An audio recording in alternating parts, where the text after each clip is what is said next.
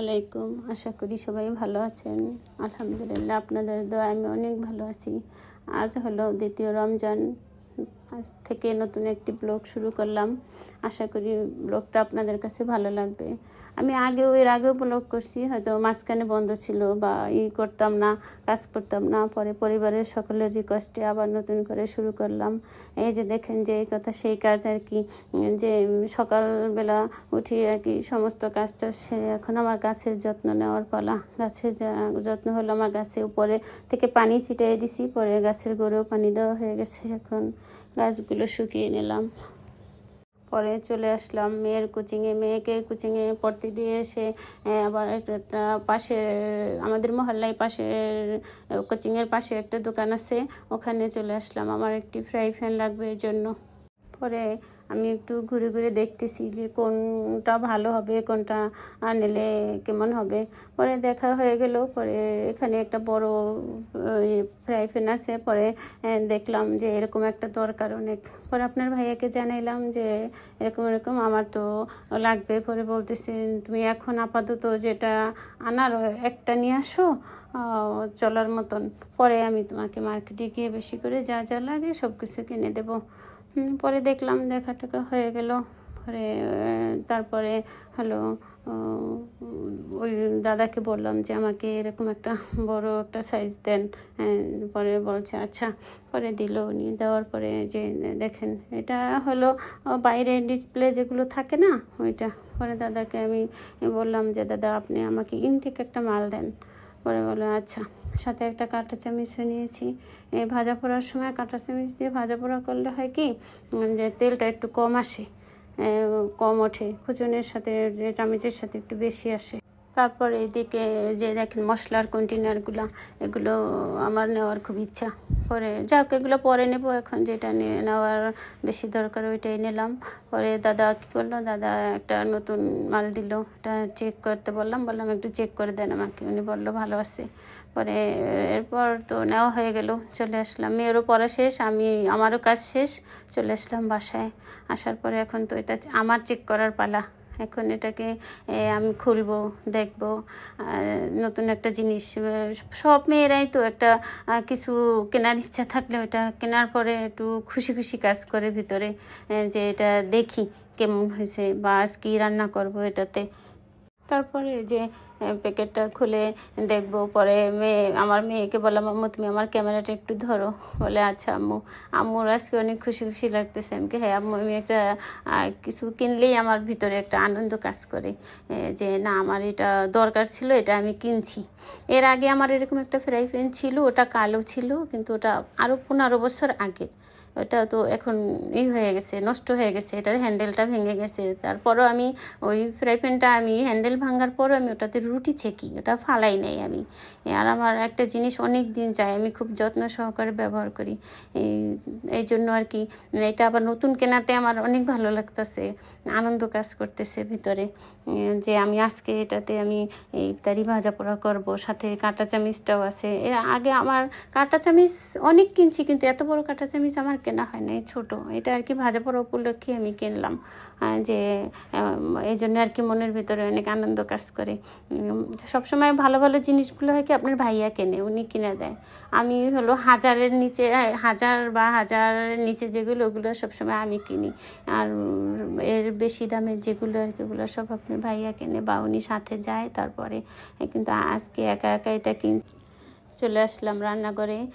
এখন হলো রান্না করার পালা আর কি। পরে যে ইফতারির জন্য কাটাকুটি করতেছি, কাটাকুটি শেষ করা হলেই রান্না বসায় দেবো।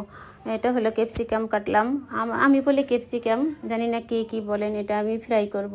পরে অন্যদিকে আমি কড়াইতে এখন তেল দিয়ে দিলাম, পেঁয়াজ দিয়ে দিলাম। আমি মুরগি বসাবো, মুরগিটা রান্না করব। অন্যদিকে আমি গরম পানি বসাই দিছি মুরগিতে গরম পানি দেওয়ার জন্য। আর মশলা টশলা যা করার সব কিছু রেডি করে এদিকে মুরগির জন্য আমি মরিচ হলুদ এগুলো সব আগে থেকে এগুলো গুলাই রাখি, পরে দিয়ে দিই, যাতে সহজ হয় আর কি, ঝামেলা না হয়। এক হাতে ক্যামেরা ধরলে হয় কি যে কাজ করতে একটু কষ্ট হয়, এটা আগে থেকে যদি একটু রেডি করে রাখা হয় ভালো হয়, এই জন্য আর কি।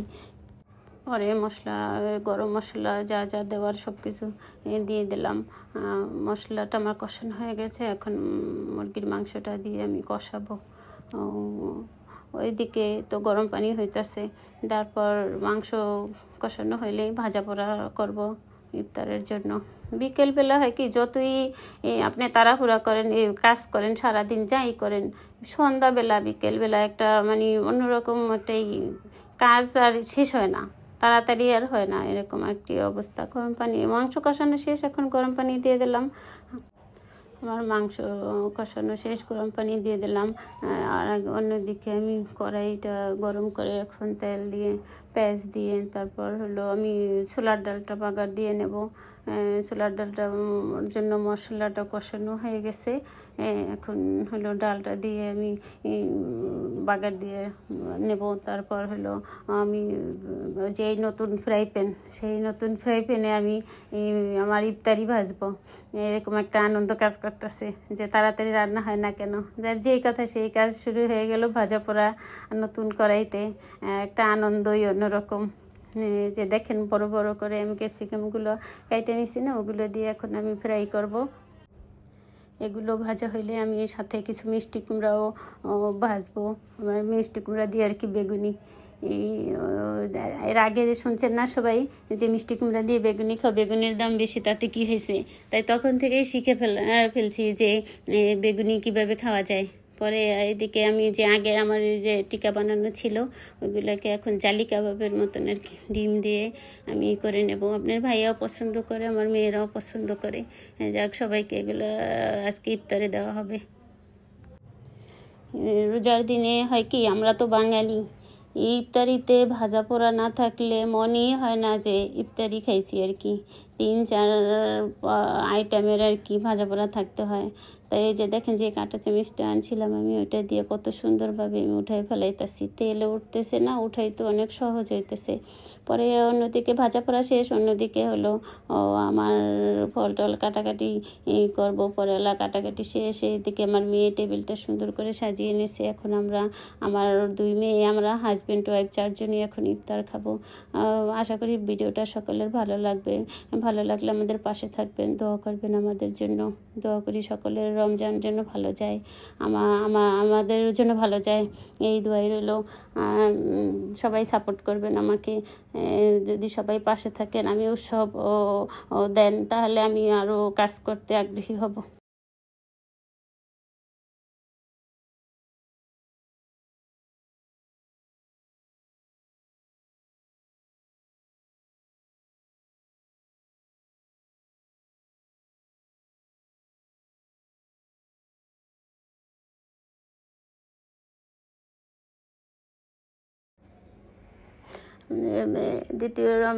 দোয়া করি সকলের দ্বিতীয় রমজান যেন ভালো যায়, আমাদেরও যেন ভালো যায়। দোয়া করবেন আমাদের জন্য। আল্লাহ হাফিজ।